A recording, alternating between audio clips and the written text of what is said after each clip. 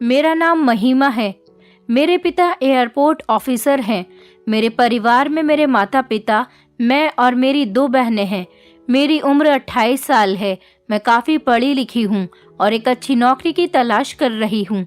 अभी तक मैंने शादी नहीं की, इसलिए मैं आगे और भी पढ़ना चाहती हूँ। मैं अपने पिता की सबसे बड़ी बेटी हूँ और मेरी 2 बहनें मुझसे छोटी हैं। मैं आपको एक कुवैती लड़की के ऊपर बीती हुई कहानी सुनाना चाहती हूँ। ये कहानी काफ़ी दुख भरी है। मैं अपने पिता का इंतज़ार कर रही थी। रात के 2 बज गए थे। मेरे पिता घर में अभी तक लौटकर नहीं आए थे। मैंने पिताजी से कहा था कि आज रात हम लोग होटल में डिनर करेंगे, लेकिन हम लोग तैयार होकर उनका इंतज़ार करते रहे। रात के 2 बजे तक हमने उनका इंतज़ार किया। मैं और माँ पिताजी को देखने के लिए घर से निकलने ही वाले थे कि इतने में ही दरवाजे पर पिताजी आ गए। मैंने पिताजी को देखते ही कहा, पिताजी, आज आप अपना किया हुआ वादा भूल गए। हम लोगों में तय हुआ था कि आज हम फैमिली डिनर रेस्टोरेंट में ही करेंगे, लेकिन आज का प्लान भी आपने चौपट कर दिया। आखिर आप कहाँ रह गए थे? मैं और माँ आपको देखने ही जा रहे थे। लेकिन पिताजी कुछ बोले ही नहीं। उनका चेहरा बता रहा था कि वो कुछ परेशान हैं। उनके हाथ में एक बड़ा सा बैग था। मैं समझी कि उसमें कोई खाने की चीज़ होगी। कभी पिताजी खाना घर पर ही पैक करा के ले आए हों। मैं पिताजी के हाथों से उस बैग को लेने लगी, लेकिन उन्होंने मुझसे कहा कि इस बैग को हाथ मत लगाना, ये बैग एक औरत का है। मैंने हंसते हुए पिताजी से कहा, पिताजी, आप औरतों की चीज़ें कब से चोरी करने लगे? उन्होंने मुझसे कहा कि अरे नहीं बेटा, हम तो कस्टम वाले लोग हैं। हमें कभी भी किसी भी चीज़ की जांच पड़ताल करनी पड़ जाती है। ये एक औरत थी जो कुवैत से हिंदुस्तान आ रही थी। उसके पास उसके सामान के अलावा और तो कुछ नहीं था।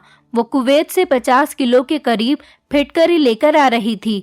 मुझे मेरे साथ के ऑफिसर ने कहा कि ये सिर्फ फिटकरी नहीं होगी, इसके अंदर ये लोग कोई और चीज़ चोरी करके ले जा रहे होंगे। वैसे तो वो हमारे मेटल डिटेक्टर में नहीं आ रही थी। इसमें कहीं कुछ गलत ना हो, इसलिए इसकी जांच पड़ताल करनी होगी। मैंने भी ये सोचा कि कहीं ये लड़की कोई मुजरिम तो नहीं। उसके सामान में और कुछ तो बरामद नहीं हुआ और उसके आईडी कार्ड और पासपोर्ट भी बिल्कुल ठीक थे। इसलिए मैंने उसके हाथ से ये फिटकरी ले ली और उसकी जांच पड़ताल करने के लिए मैं उसको घर ले आया, ताकि इसको तोड़कर देखा जा सके कि इसके अंदर क्या है। वो कुवैती औरत, भगवान जाने उसे क्या पड़ी है कि वो इतनी ढेर सारी फिटकरी लेकर हिंदुस्तान आ रही थी। अब तुम खुद सोचो, ये तो आम सी चीज़ है, हिंदुस्तान में भी आसानी से मिल जाती है। उसे ये तो सोचना चाहिए था कि वो जिस देश में जा रही है वहाँ भी फिटकरी काफ़ी मौजूद होती है। ज़रूर इस फिटकरी में कुछ न कुछ तो गड़बड़ है। मैं घर इसलिए लेकर आया हूँ कि वहाँ किसी के पास वक्त नहीं होता इसकी जांच पड़ताल करने के लिए। इसलिए तुम इसे अच्छी तरह से पानी में घोल लो, देखो कि इसके अंदर क्या चीज़ मौजूद है। मैंने पिताजी से कहा, ठीक है, मैं देखती हूँ। मैं उस फिटकरी को लेकर हैरत से देखने लगी। ये बैग तो काफ़ी बड़ा था। मैंने सोचा कि आखिर इतनी सारी फिटकरी किस काम आती होगी। माँ ने मुझसे कहा कि इसे हाथ मत लगाओ, क्या पता ये कोई जहरीली चीज़ हो। मैंने बैग खोलकर उसमें से एक पैकेट निकाला और एक पैकेट फिटकरी को पानी में भिगोकर रख दिया। अब हम सुबह होने का इंतज़ार कर रहे थे। जैसे ही सुबह हुई, सुबह के 7 बजे, अचानक ही हमारे दरवाजे पर दस्तक हुई। मैंने दरवाज़ा खोला तो सामने खूबसूरत सी औरत खड़ी थी। उसके बाल गोल्डन थे। वो बिल्कुल गुड़िया की तरह लग रही थी। ऐसा लग रहा था जैसे वो कोई कुवैती है। मैं उसे देखकर समझ गई थी कि वो यहाँ की नहीं है, वो विदेश की लग रही थी। मैंने उससे कहा, जी आप कौन हैं? मैंने उससे पूछा तो उसने मुझे अंग्रेज़ी में बताया मैं कुवैत से आई हूँ, और उसने मुझे ये भी बताया कि वो यहाँ पर अपनी फिटकरी लेने आई है। मैं समझ गई थी कि ये उसी फिटकरी की बात कर रही है जो रात पिताजी घर लेकर आए थे। वो हमारे घर पर फिटकरी लेने आई थी। शायद उसने हमारे घर का पता किसी से ले लिया होगा। ज़रूर इसने अपना दिमाग दौड़ाकर हमारा पता निकलवा ही लिया होगा। अपनी फिटकरी यहाँ लेने आई है, इसका मतलब ज़रूर इस फिटकरी में कुछ गड़बड़ है। मैंने उसे अंदर आने के लिए कहा। इतने में ही पिताजी भी बाहर आ गए। उस औरत को घूर घूर कर देखने लगे और कहने लगे, ये यहाँ पर क्यों आई है। वो औरत बहुत परेशान लग रही थी। वो कहने लगी, मैं आपसे अपना बैग लेने के लिए आई हूँ जो आप एयरपोर्ट से यहाँ लेकर आ गए। मेरी अमानत आप मुझे वापस कर दीजिए, मुझे उसकी बहुत सख्त ज़रूरत है।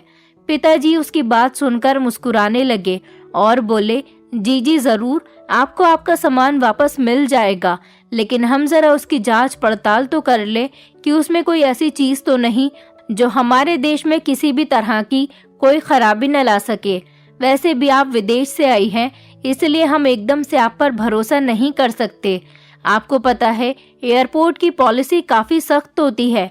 मैं जब तक उसका सैंपल जमा नहीं करवा देता, मुझे इजाज़त नहीं कि मैं आपको वो बैग वापस कर दूं। आप अगर चाहें तो हमारे घर में बैठकर हमारी बेटी से बात कर सकती हैं, लेकिन फिटकरी तो आपको कानूनी तरीके से ही मिलेगी। इस तरह घर पर आकर ज्यादती तौर पर आप एयरपोर्ट ऑफिसर से अपनी चीज़ नहीं मांग सकती। ये कहकर वो लड़की मेरी तरफ परेशान होकर देखने लगी। मेरे मन में आया कि मैं इस लड़की से इसकी परेशानी पूछूं और उससे इस फिटकरी के बारे में भी पूछूं कि ये इतनी सारी फिटकरी यहाँ इस देश में क्यों लेकर आई है। फिर मेरे पिताजी ने भी मुझसे यही कहा, इस लड़की की सारी कहानी इससे पूछो और अगर कोई बात यकीन करने लायक हो तो मुझे बताना। मैंने उस लड़की से बहुत प्यार से कहा कि आप अंदर आ जाइए, चलकर अंदर बैठते हैं। मेरी मम्मी चाय बहुत अच्छी बनाती है, हम लोग बैठकर चाय पीते हैं और आप मुझे अपने बारे में बताओ। वैसे भी मुझे बाहर के देशों के बारे में जानने का बहुत शौक है। वो लड़की मेरी बात सुनकर मुस्कुराई और धीरे धीरे चलते हुए हमारे घर में आ गई थी। वो चारों तरफ नजरें घुमा घुमा कर हमारे घर को देख रही थी। मैंने उससे बैठने को कहा। वो बहुत बेचैन लग रही थी। कहने लगी कि तुम्हारे पिता ने मेरी फिटकरी कहाँ रखी है। मैंने कहा कि वो तो हमने रात पानी में भिगोकर रख दी। पिताजी कह रहे थे कि उसके बारे में पता लगाना चाहते हैं। आखिर इसमें ऐसा क्या है कि तुम इतनी ढेर सारी फिटकरी दूसरे देश से हमारे हिंदुस्तान में लेकर आ रही थी। वो चिल्ला उठी और कहने लगी कि प्लीज़ ऐसा मत करो, वो बहुत कीमती चीज़ है, पानी में पड़ने के बाद वो ख़राब हो जाएगी। तुम उसका पानी निकाल लो, मैं तुम्हें अपनी सारी कहानी बता देती हूँ। तुम जैसा कहोगी मैं वैसा वैसा ही करूँगी। मैंने सोचा चलो ठीक है, पानी में डालकर हमें क्या मिलना था। इसीलिए मैं किचन में गई और मैंने उस फिटकरी को पानी से निकाल लिया। वैसे भी मेरे दिमाग में एक और आइडिया आया। पानी में भिगोने से तो अच्छा था कि हम इसे कूटकर भी तो देख सकते थे कि इसके अंदर ऐसा क्या है। लेकिन अब तो हमें सारे सवालों का जवाब मिलने वाला था, क्योंकि वो लड़की हमें सब कुछ बताने के लिए तैयार हो गई थी। मैं उसके पास गई और कहने लगी कि मैंने फिटकरी को पानी से अलग कर दिया। अब जो भी बात है तुम मुझे जल्दी जल्दी बता दो, क्योंकि मेरे पिता कस्टम में हैं और बेवजह किसी की भी बात पर यकीन नहीं करते। अगर तुम्हारे पास सबूत होंगे तो वो तुम्हें बिना किसी कीमत और जुर्माने के तुम्हारी फिटकरी वापस कर देंगे, लेकिन मैं भी बिना किसी सबूत के अपने पिता से नहीं कह सकती कि वो तुम्हें फिटकरी वापस कर दे। उसने कहा कि हाँ मुझे पता है, मैं भी कानून अच्छे से जानती हूँ, बस मुझे इतना डर था कि कहीं तुम्हारे पिता इस फिटकरी को एयरपोर्ट और पुलिस के हवाले न कर दें और वो मेरी फिटकरी को जब्त न कर लें। इसलिए मैं तुम्हारे पिता का एड्रेस पूछते हुए यहाँ तक आ गई। तुम्हें तो पता है हम विदेशी लोगों को यहाँ की चीज़ें खरीदने की ज़्यादा नॉलेज नहीं होती, बस जो चीज़ पसंद आती है उसे ले लेते हैं। बस इसीलिए मैं तुम लोगों से रिक्वेस्ट करने आ गई। फिर मैंने उससे कहा कि अच्छा तुम मुझे इस फिटकरी की कहानी तो सुनाओ। आखिर इस फिटकरी में ऐसा भी क्या है कि तुम इतना परेशान हो रही हो इसके लिए। तुम ये इतनी ढेर सारी फिटकरी लेकर कहाँ जा रही थी और इस फिटकरी से क्या करती हो। तो वो कहने लगी कि हम इस फिटकरी को इस्तेमाल करते हैं। मैंने कहा कि क्या मतलब, तुम मुझे इसके बारे में पूरी कहानी सुनाओ कि ये कहाँ से आई है, मतलब कैसे इस्तेमाल होती है वगैरह वगैरह। उसने मुझसे कहा कि अगर तुम मेरी कहानी सुनना चाहती हो तो फिर सुन लो, मैं तुम्हें इसका सबूत भी पेश कर दूंगी और यकीन ना आए तो अपने पिता को भी बता देना। वो थोड़ा डर महसूस करके कहने लगी और अब उसने अपनी कहानी बतानी शुरू की। वो थोड़ी इमोशनल होने लगी थी। उसने बताया कि मेरा नाम लीज़ा है। जब मैं छोटी थी तब कुवैत में एक नई लहर कायम हुई थी। मेरे माँ बाप के खिलाफ हर आदमी बोलने लगा था। तब मुझे पता चला कि मेरी माँ ने मेरे पिता के साथ भागकर शादी की थी और कोई भी उस इलाके में उनको जानता नहीं था। लेकिन जब भी मेरे पिता घर आते तो वो काफ़ी परेशान होते और मेरी माँ से कहते कि तुम्हारे रिश्तेदार हमेशा मेरे पीछे पड़े रहते हैं, लगता है कि वो तुम्हें मुझसे अलग करना चाहते हैं। मुझे उनसे बहुत डर लगता है। मेरी माँ एक ऐसी कास्ट की थी जहाँ के लोग लड़ाकू होते थे। ऊपर वाला जाने उन्होंने मेरे माता पिता के साथ पहले क्या किया होगा। उन्होंने मेरी माँ से कहा कि मैं तो तुम्हारी मोहब्बत में पागल होकर यहाँ तक चला आया। पिताजी की बातें सुनकर मैं भी काफ़ी परेशान हो जाती थी। मैं अपने माता पिता की एक ही बेटी थी, जबकि मेरे 2 भाई भी हैं। माँ कहती थी कि छोड़ दो इस बात को और आप मुझे हर हफ्ते 2 किलो फिटकरी लाकर दे दिया करो। हम अपना काम करेंगे और यहाँ से चले जाएंगे। माँ की बात सुनकर मैंने पहली बार सोचा था कि हमारे घर में इतनी सारी फिटकरी आखिर क्यों आती है। क्यों मेरी माँ हर हफ्ते इतनी सारी फिटकरी पिता से मंगवाती है। मेरी माँ बहुत सारी फिटकरी इकट्ठा करके हिफाजत से रख देती है। एक दिन मैं छुपकर अपने माँ बाप की बातें सुनने लगी। वो मेरी माँ से कह रहे थे कि हम इस घर को छोड़कर कहीं और रहने चले जाते हैं। तो माँ कहने लगी कि ऐसा मैं हरगिज नहीं करूँगी जब तक हम अमीर नहीं हो जाते। हम इस घर को छोड़कर कहीं नहीं जाएंगे। हम अपना काम पूरा हो जाने के बाद यहाँ से मलेशिया के लिए रवाना हो जाएंगे।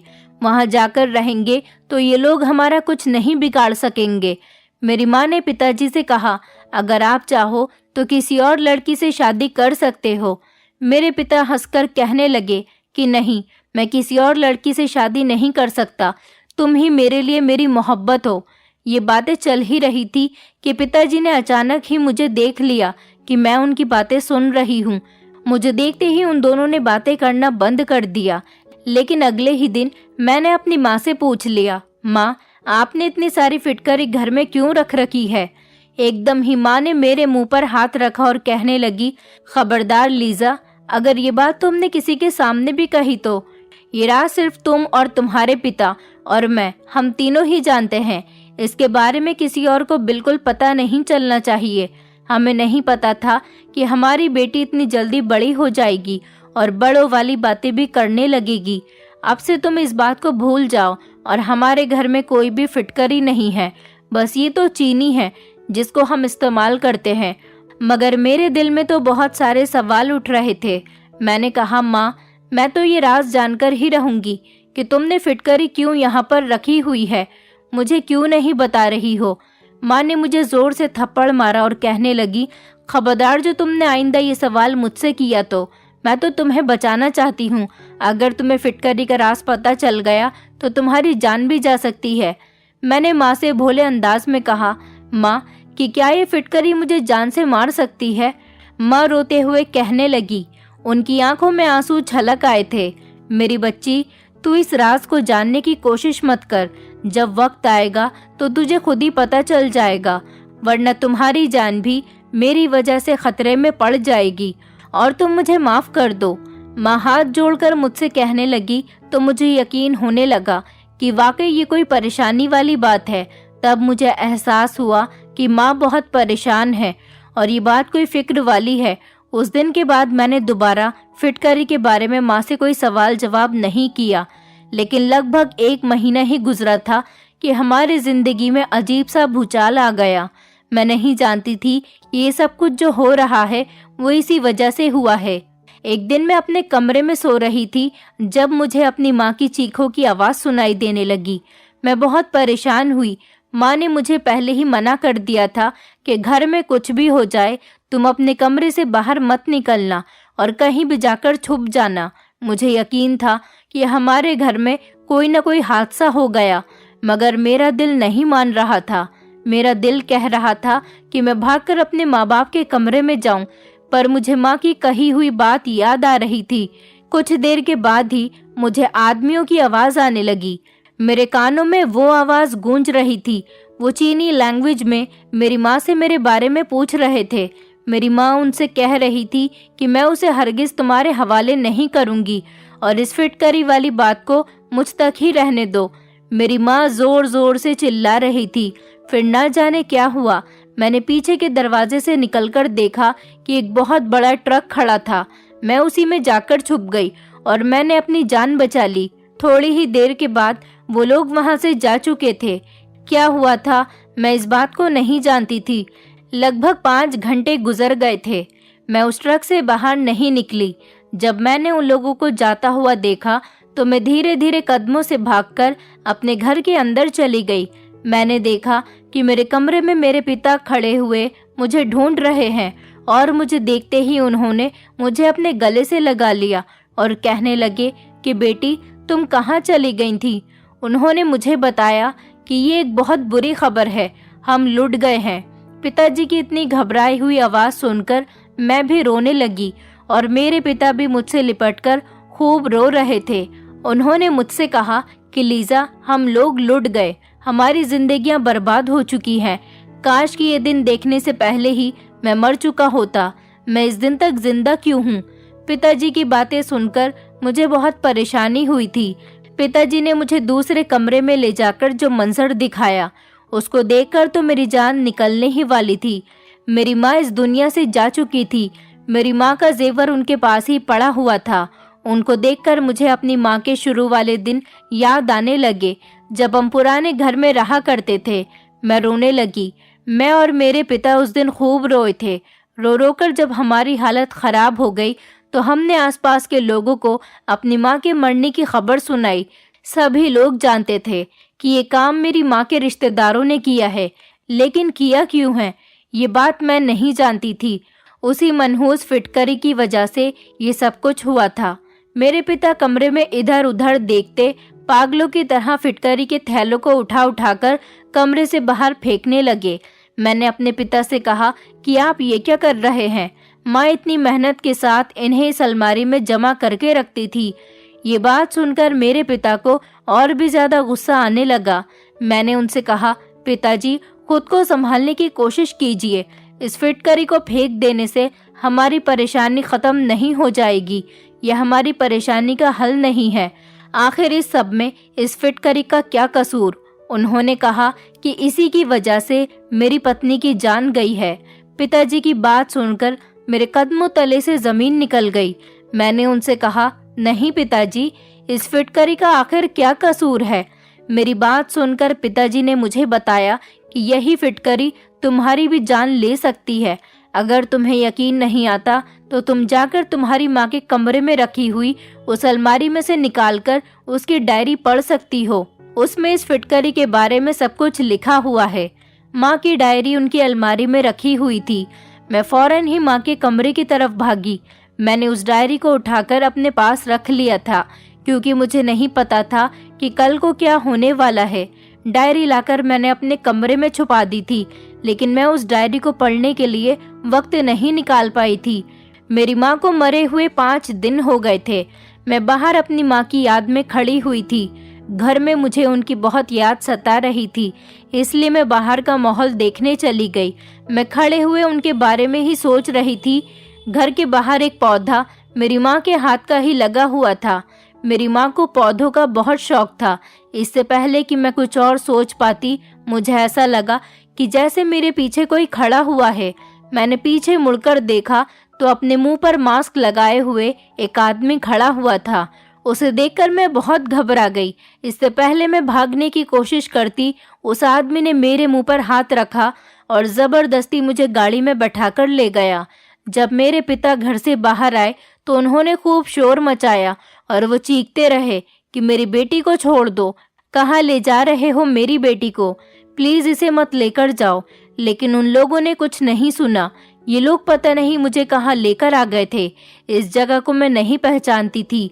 ये एक अजीब सा घर था जिसको मैंने पहले कभी नहीं देखा था। पता नहीं वो घर कुवैत में ही था या किसी और दूसरा शहर था। मैं बहुत ज्यादा परेशान हो गई थी। इन लोगों ने लाकर मुझे एक तहखाने में बंद कर दिया था। मैं बहुत परेशान हो गई थी कि आखिर मेरा क्या कसूर है, ये लोग मुझे यहाँ पर क्यों लेकर आए हैं। तहखाने में बंद हुए लगभग मुझे 4 घंटे गुजर चुके थे। तभी दरवाजा खुला और एक आदमी अंदर दाखिल हुआ। उसके पास 2 थैली थी जिसमें फिटकरी थी और दूसरी थैली में कुछ पत्ते थे। उसने दोनों थैलियां मेरे सामने फेंक दी और कहने लगा कि मुझे सब कुछ सच सच बता दो, वरना मैं तुम्हारे मुंह से सच्चाई निकलवाना भी अच्छी तरह से जानता हूँ। मैं उन फिटकरी और पत्तों को हैरानगी की नज़रों से देखने लगी।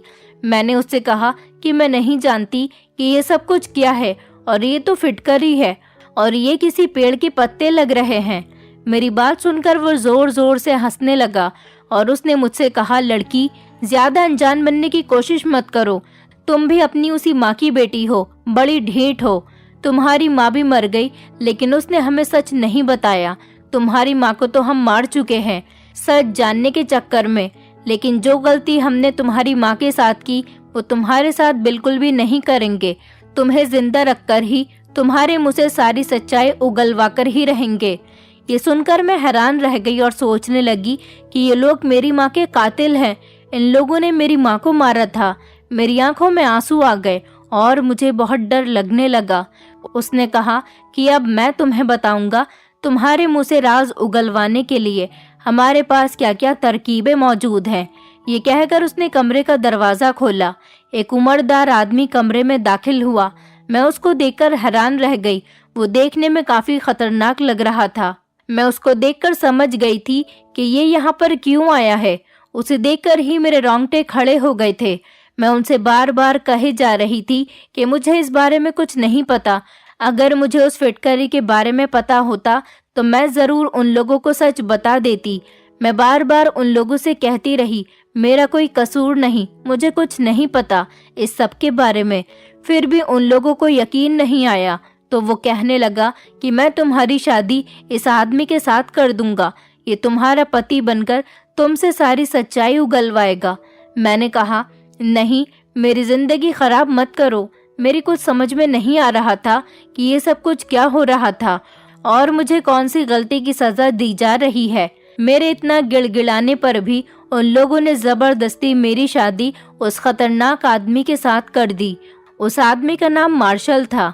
वो देखने में बहुत ही खतरनाक था और वो भी उन्हीं लोगों की गैंग में से एक आदमी था। आदमी बहुत बेरहम था। रोज मुझे मारा पीटा करता था और मुझसे उस फिटकरी के बारे में सच बोलने को कहता था, लेकिन मैं रोज उससे यही कहती कि मुझे इसके बारे में कुछ नहीं पता। कभी कभी तो वो मुझसे प्यार से भी पूछा करता था, लेकिन हकीकत यही थी कि मुझे कुछ भी नहीं मालूम था।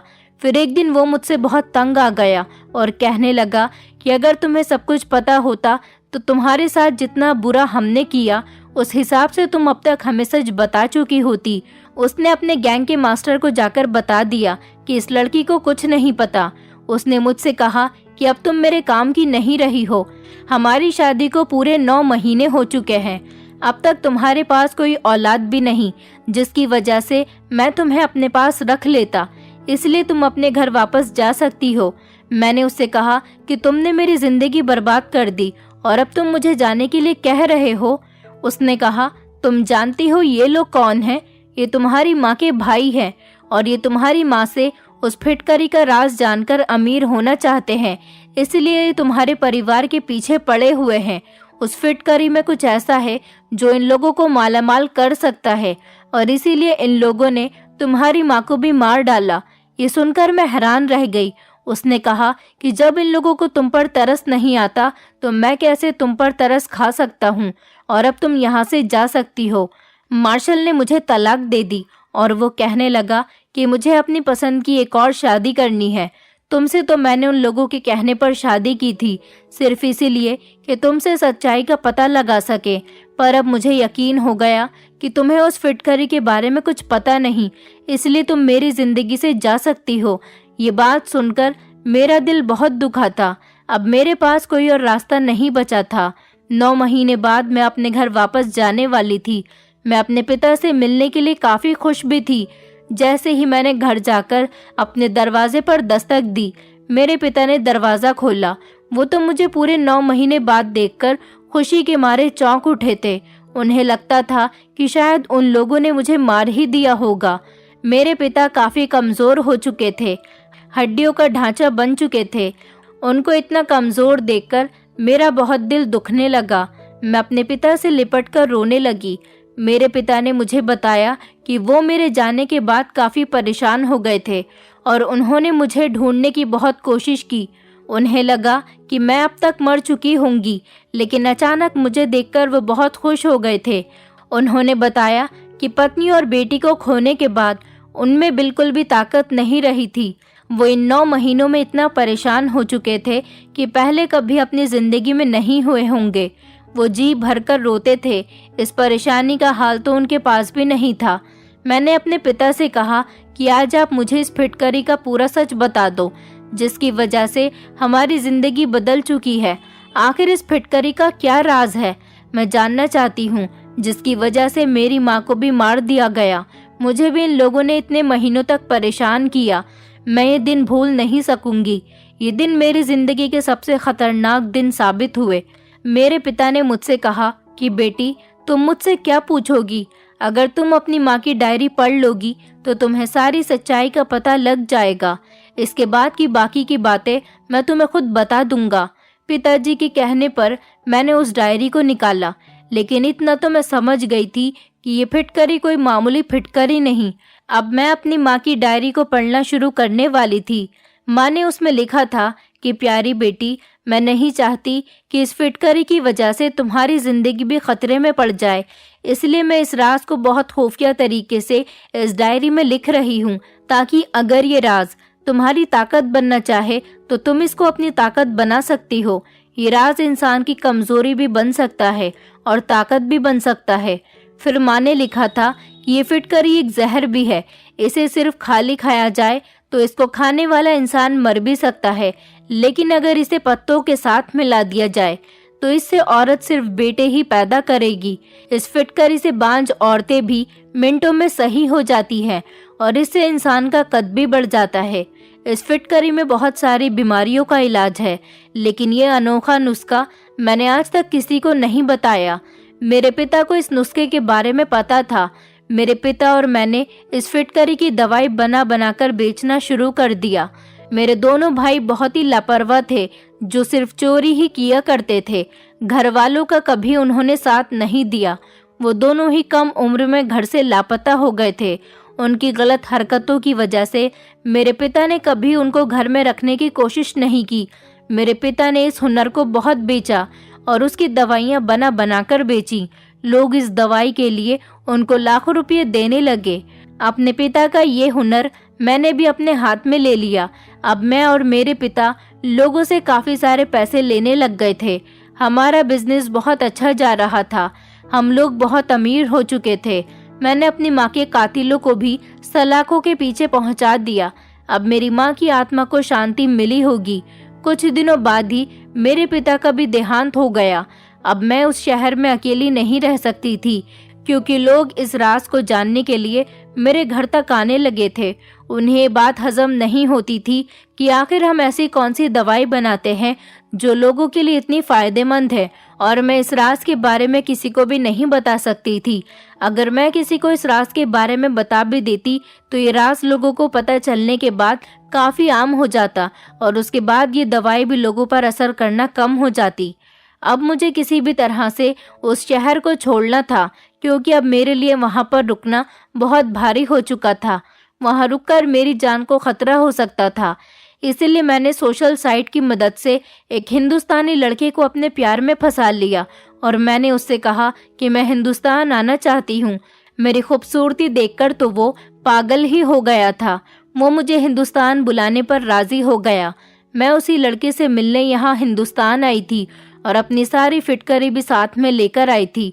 मैं जानती थी कि हिंदुस्तान में फिटकरी होती है, लेकिन ये एक अनोखी फिटकरी थी। ऐसी फिटकरी मिलना यहाँ हिंदुस्तान में क्या, पूरी दुनिया में मिलना नामुमकिन है। बस यही थी मेरी कहानी।